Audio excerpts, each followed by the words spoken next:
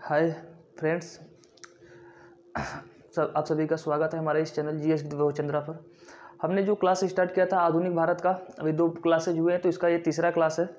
तो अभी जो कुछ बातें अभी जो शुरुआत की मतलब मॉडर्न हिस्ट्री को शुरुआत करने के लिए जो कुछ मुख्य बातें हैं उसको समझने के लिए आज हम लोग समझते हैं उसको कि देखिए, आज हम लोग पढ़ेंगे आधुनिक भारत के लेखन के प्रमुख उपागम। जैसे हम लोग पढ़ते हैं ना आधुनिक भारत का इतिहास, तो आधुनिक भारत का जब हम इतिहास पढ़ते हैं तो अलग अलग लेखक अलग अलग विचारों से प्रभावित होकर लिखा है। जैसे अलग अलग विचारों का प्रभावित होकर क्या मतलब, जैसे भाई कुछ लोग मानते हैं कि ब्रिटेन बहुत अच्छा भारत में काम किया, कुछ लोग मानना है कि नहीं ब्रिटेन ने भारत को लूटा। तो जो अगर जिनके मन में मान लीजिए कि ऐसा विचार है कि नहीं ब्रिटेन ने भारत को लूटा है, तो वो जब भी इतिहास लिखेगा तो उसमें हमेशा हर जगह ब्रिटेन की क्या करेगा, बुराई करेगा। तो हम कहेंगे कि ये इतिहास की जो लेखन की विचारधारा ये ब्रिटेन के विरुद्ध में है। अब जो ब्रिटेन को अच्छा मानते हैं तो वो लिखेंगे कि नहीं भाई ब्रिटेन ने भारत में आया, भारत ने बहुत से सुधार किए, तो ब्रिटेन के सपोर्ट में इतिहास लिखेंगे। तो इसे हम कहते हैं कि अप्रोच कहते हैं, उपागम कहते हैं। यानी आधुनिक भारत को जो लिखने के अलग अलग विचार हैं, अलग अलग उपागम हैं, तो उसी को आज हम लोग समझेंगे कि कौन कौन से उपागम और कौन कौन से विचार है। तो बहुत ज़रूरी है, ये क्लास बहुत ज़रूरी है, क्योंकि अगर आप इस बात को नहीं समझते हैं कि उपागम क्या होते हैं, विचार क्या होते हैं, अप्रोच जिसे उपागम को हिंदी में बोलते हैं, इंग्लिश में बोलते हैं अप्रोच, अगर इसको हम नहीं समझें कि कौन कौन अप्रोच है इतिहास, तो फिर हम कभी इतिहास को ठीक से समझेंगे नहीं। क्योंकि हम हर समय अपने मन में ये विचार लेके चलेंगे कि इन्होंने ऐसा मतलब ब्रिटेन ने भारत में आकर लूटा, या जो भी मन में विचार होंगे वो हमेशा आपके चलते रहेंगे। तो आज हम उन्हीं विचारों को समझ लेते हैं कि अलग अलग इतिहास को लिखने वाले जो लोग हैं उन लोगों के कैसे कैसे विचार थे। तो चलिए हम लोग आते हैं इस पर। तो भारत में जो आधुनिक इतिहास लिखने के जो स्कूल माने जाते हैं, स्कूल का मतलब कि 4 प्रकार से माना जाता है कि भारत में आधुनिक इतिहास लिखा गया है। एक 4 स्कूल माने गए हैं। इनमें से सबसे पहला जो स्कूल माना जाता है वो कौन सा है, औपनिवेशिक स्कूल माना जाता है। औपनिवेशिक का मतलब किसे कहते हैं भाई, देखिए एक होता है, जैसे मान लीजिए ये एक देश है, एक ये देश है, ये ए देश है, ये बी देश है। ए देश ने बी देश को अपना गुलाम बना लिया, तो इस देश को हम लोग कहेंगे उपनिवेशिक देश। क्या बोलेंगे इसे हम, उपनिवेशिक देश बोलेंगे। और जिसने अपना गुलाम बनाया इसे कहेंगे औपनिवेशिक। जिसने अपना गुलाम बनाया उसे क्या कहेंगे, औपनिवेशिक देश बोलेंगे। तो ब्रिटेन ने भारत को अपना गुलाम बनाया था, तो उनके जो इतिहास कारक होंगे तो उनकी विचारधारा अगर ब्रिटेन को सही मानने की होगी, ब्रिटेन को अच्छा मानने को होगी, तो हम उस विचारधारा को कहेंगे कि औपनिवेशिक विचारधारा से प्रभावित होकर ये इतिहास लिखा गया है। इनके जो सबसे बड़े जो लेखक हैं, इनकी जो इतिहास है उनमें है जेम्स मिल। ये एक बहुत बड़ा लेखक था, यूरोप में ये बहुत बड़ा एक विचारक माना जाता है जेम्स मिल। हम लोग भले इसकी बुराई कर दें जेम्स मिल का, इसकी पुस्तक का नाम है ब्रिटिश हिस्ट्री, इसकी पुस्तक का नाम है ब्रिटिश हिस्ट्री ऑफ इंडिया। पुस्तक का नाम है ब्रिटिश हिस्ट्री ऑफ इंडिया। इसने भारतीय इतिहास को 3 भागों में बांटकर इसने पूछा जाता है ये क्वेश्चन कि किस लेखक ने भारतीय इतिहास को 3 भागों में बांटा था, तो जेम्स मिल ने। जेम्स मिल ने और बताया था कि भारत जो है, भारत ये गुलामों मतलब गुलामी के लिए ही पैदा हुआ देश है। इसने कहा पहले ये हिंदुओं का यहाँ पर शासन था, मतलब यहाँ के लोग पहले हिंदुओं के नाम पे गुलाम थे, फिर बाद में कहा कि मुस्लिमों को गुलाम हुए, और तीसरे नंबर पे इसने कहा कि अब ये ब्रिटिश का गुलाम है। मतलब भारत बना है क्यों, किस लिए भाई, गुलाम होने के लिए बना है। हालांकि इसने जो अपनी बात बताई है सही बताया है कि भारत में सही बात है कि कभी हिंदू का शासन, कभी मुस्लिम शासन, कभी ब्रिटिश शासन, अब वर्तमान में फिर शासन जैसे है। तो जेम्स मिल है, इसने अपनी पुस्तक लिखा था। अभी हम इसकी बुराई नहीं करेंगे ना इसकी अच्छाई, क्योंकि वीडियो हमें जल्दी खत्म करना है। तो बस इतना बता दें कि पूछा जाता है कि इसकी पुस्तक का नाम तो ब्रिटिश हिस्ट्री ऑफ इंडिया, और पूछा जाता है कि जेम्स मिल ने भारतीय इतिहास को कितने भागों में बांटा है, तो हिंदू, मुस्लिम, ब्रिटिश। इसी ने पहली बार बताया था कि भारत जो है, जब यहाँ पे सिंधु घाटी सभ्यता समाप्त हुई तो आर्यों ने आक्रमण किया था सिंधु घाटी सभ्यता पर, समाप्त करके वो आर्य आकर इंडिया में बस गए। तो आर्य कहाँ से आए थे, माना जाता है कि मध्य एशिया से आए थे। ये हालांकि मैक्स मुलर साहब ने बताया था कि मध्य एशिया के थे, तो इसने बताया था कि आर्य लोग भारत में आए और भारतीयों को क्या बनाया, गुलाम बनाया। फिर आर्य लोग जब यहाँ के लोगों को अपना गुलाम बनाया तो फिर बाद में वही अपने आप को हिंदू हो गए। फिर मुस्लिम लोग आए, उनको गुलाम बना लिया, फिर हम लोग आए, गुलाम बना लिया। तो इसने ऐसा बताया था, मतलब एक तरीके से भारत को गुलामी का बनाया। और इनके जैसे विचारधारा वाला इतिहासकार था जिसका नाम था विंसेंट स्मिथ, इन्होंने भी औपनिवेशिक। तो पूछा जाता है कि औपनिवेशिक जो इतिहासकार है उनमें कौन कौन से व्यक्ति आते हैं, तो एक थे जेम्स मिल और एक थे विंसेंट स्मिथ। तो ये बात समझ में आई कि औपनिवेशिक देश किसे कहते हैं और उपनिवेश किसे कहते हैं। तो इन्होंने भारत को बारे में बहुत कुछ बताया।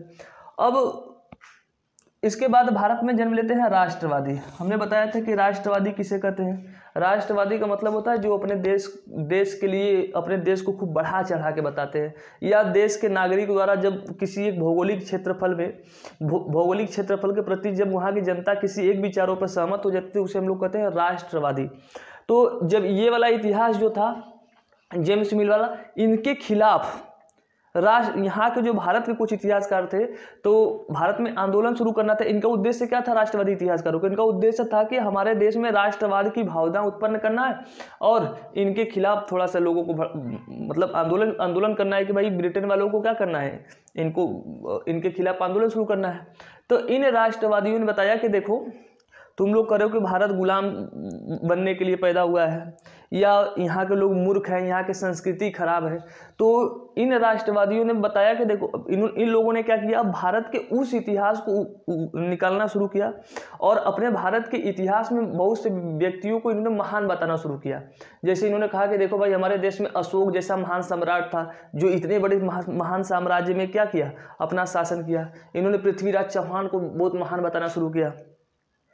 तो इन राष्ट्रवादियों ने इन्होंने बताया कि भारत कभी सोने की चिड़िया हुआ करती थी, ताकि भारतीयों को ये लगे कि भाई हम लोग बहुत सभ्य थे, हम लोग बहुत ऊंचे थे।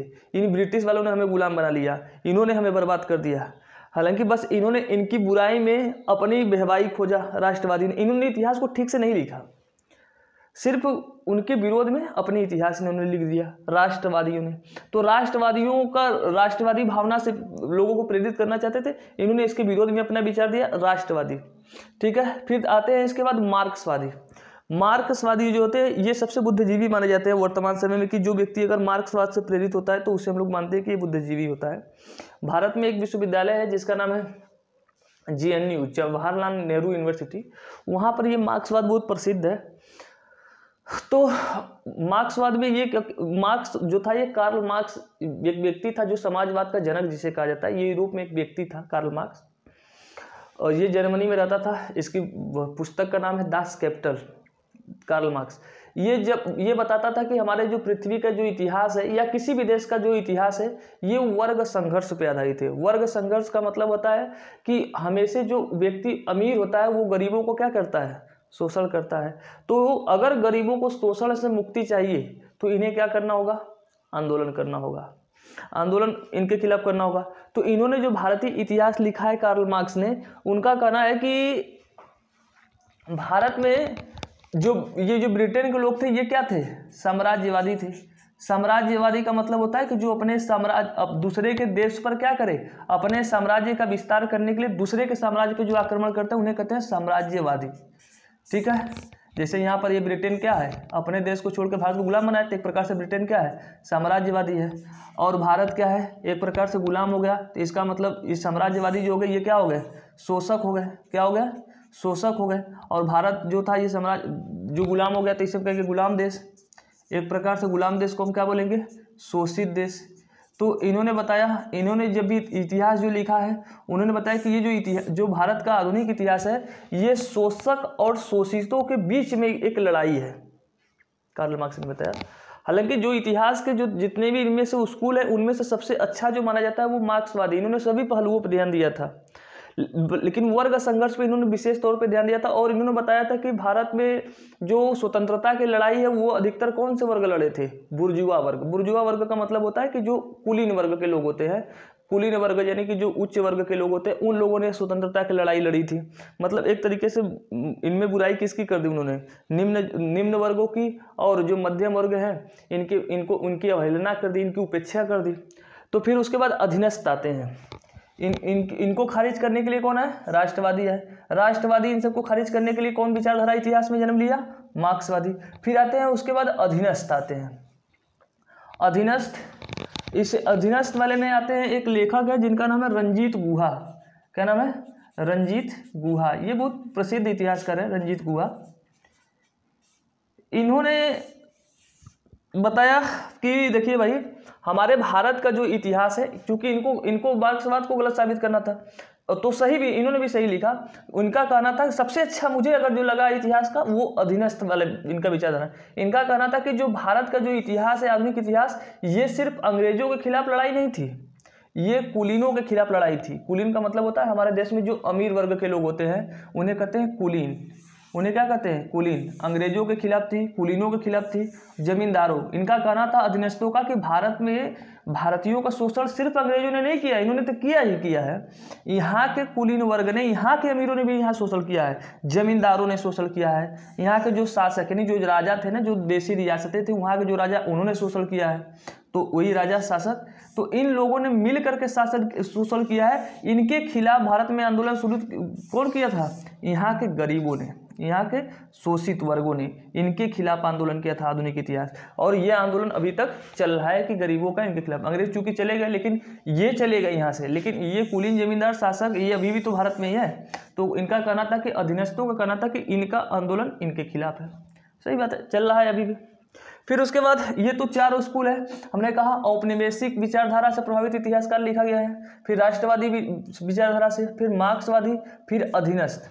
फिर अब उसके बाद आते हैं अन्य कौन कौन सी विचारधारा हमारे देश में प्रचलित है जिनसे इतिहास लिखा गया है। एक होता है संप्रदायवादी। संप्रदाय का मतलब होता है कि एक धर्म के, जैसे मुस्लिम है, ये मुस्लिम है और ये हिंदू है, एक ये हिंदू है।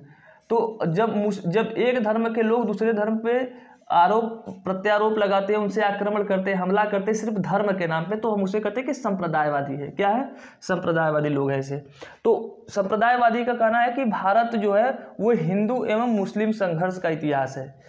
संप्रदायवादी जो इतिहासकार हैं ये जब भी लिखेंगे भारत का इतिहास, तो किस पर लिखेंगे कि भारत में इतिहास जो रहा है वो हमेशा कैसा रहा है? हिंदू और मुस्लिमों के बीच में संघर्ष रहा है। ये अधिकतर जानते हैं कि कौन से लोग ऐसे लिखेंगे जो समाज में क्या करते हैं, हमेशा झगड़ा लगाने की बात करेंगे। लेकिन ये मध्यकाल से इतिहास है, मध्यकाल और आधुनिक काल, क्योंकि मध्यकाल में ही आए थे मुस्लिम। तो इन्होंने कहा कि भारत का इतिहास जो है वो मुस्लिमों और हिंदुओं के बीच लड़ाई पर आधारित है, संप्रदायवादियों ने कहा। फिर कैम्ब्रिज विश्वविद्यालय, कैम्ब्रिज जानते हो कि विश्व की पहले दूसरे, अब तो इस वक्त दूसरे तीसरे पे चलने वाली विश्व की सबसे बड़ी यूनिवर्सिटी है। उनकी अपनी विचारधारा है। इनका कहना है कि भारत में आधुनिक इतिहास की जो लड़ाई है वो औपनिवेशिक विरोध के कारण नहीं है, मतलब ब्रिटेन का जो भारत में शासन है उसके कारण भारत में आंदोलन नहीं हुए थे, बल्कि यहाँ पे आंदोलन का कारण था कि यहाँ पर जो भी व्यक्ति रहने वाले थे भारत के लोग, वो ब्रिटेन से अधिक क्या प्राप्त करना चाहते थे? लाभ। सही लिखा था। कैम्ब्रिज का भी कहना सही था कि भारत में देखेंगे, जब हम लोग शुरुआत में जब कांग्रेस का आंदोलन पढ़ेंगे, कांग्रेस की स्थापना, तो शुरू में देखेंगे कि सब लोग अधिक से अधिक क्या मांग करते थे?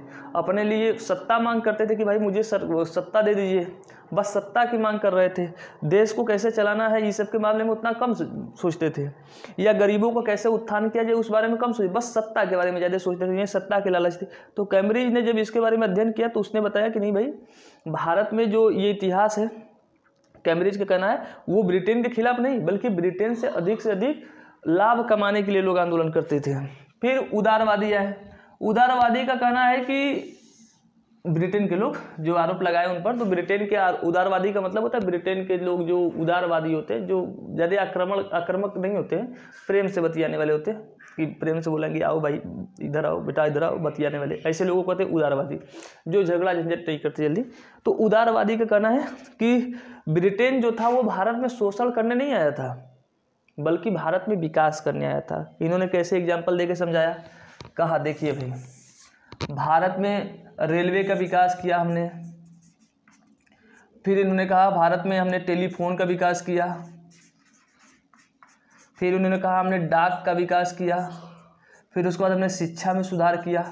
तो ऐसे इनका भी, उदारवादियों का भी कहना ठीक है, क्योंकि इन्होंने भी अपना तो तरीका सही, तकनीक तो सही लगाया कि जो भारत का जो इतिहास है वो उनका कहना था कि हम ब्रिटेन के लोग भारत को शोषण करने नहीं आए हैं भारत का, बल्कि भारत में सुधार करने आए हैं। तो इन्हीं में 2-3-4 लोग थे, एक केन थे, एक हॉपकिंस थे। ये नाम पूछा जाता है कि केन और हॉपकिंस जो होते हैं किस विचारधारा के थे, तो ये उदारवादी विचारधारा के थे। फिर उसके बाद शुरू होता है भारत में नारीवादी। नारीवादी का इतिहास का मतलब होता है कि नारियों ने कहा कि भाई इतिहास में तो हम लोगों का कहीं नाम ही नहीं है, हर जगह तुम ही लोगों का नाम है। तो इन्होंने भी अपना इतिहास शुरू किया। तो नारीवादी इतिहास जो हमारे भारत में शुरू हुआ, उसके जनक जो मानी जाती है वो थे B.R. नंदा, एक व्यक्ति थे। उन्होंने B.R. नंदा, इनकी एक पुस्तक थी फ्रॉम पर्दा टू मॉडर्निटी, एक पुस्तक है इनकी फ्रॉम पर्दा, पर्दा जानते हो जो घूंघट घूंघट ओढ़ती है। उन्होंने अपने पुस्तक में भारत की महिलाओं की स्थिति के बारे में बताया कि भारत में महिलाओं की स्थिति कितनी खराब है, फ्रॉम पर्दा टू मॉडर्निटी नामक पुस्तक में बताया। फिर उसके बाद एक और महिला थी जिन्होंने महिलाओं के आधार पर इतिहास लिखा है। तो पहले शुरुआत करने वाली थी B.R. नंदा, फिर उसी में एक महिला और थी जिनका नाम था पंडित रमाबाई। क्या नाम था? पंडित रमाबाई। इनकी पुस्तक का नाम है the high cast Hindu women. ये पुस्तक पूछे जाते हैं, जैसे पुस्तक एग्जाम में पूछ लिया जाएगा कि बताइए फ्रॉम पर्दा टू मॉडर्निटी नामक पुस्तक किसने लिखी है, तो याद रहे कि B.R. नंदा ने लिखा है, उसमें उन्होंने महिलाओं की इतिहास लिखा है। फिर पंडित रमाबाई के पुस्तक का क्या नाम है? The high cast Hindu women, ये भी पूछ सकता है। फिर एक और पुस्तक था जिसका नाम था कैथरीन मायो, ये बड़ा प्रसिद्ध पुस्तक है कैथरीन मायो, इसकी पुस्तक का नाम है मदर इंडिया। तो मदर इंडिया नामक पुस्तक पूछा जाता है किसने लिखा है, तो कैथरीन मायो 1927 में अपनी पुस्तक लिखा था कैथरीन मायो ने।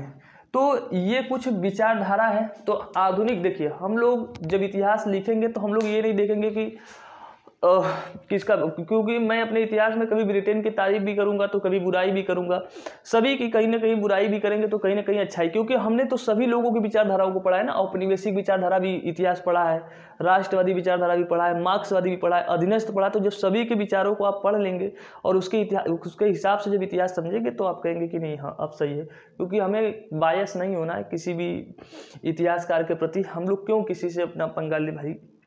तो कल से हम लोग शुरू करेंगे यूरोप में, इस इतिहास में, आधुनिक इतिहास में भारत में यूरोपियों का आगमन से। अब इतिहास की कहानियाँ शुरू होंगी तो हम लोग कहानियों को एकदम मस्त होकर पढ़ेंगे। चलिए धन्यवाद। तो गुड नाइट, बाय सभी को।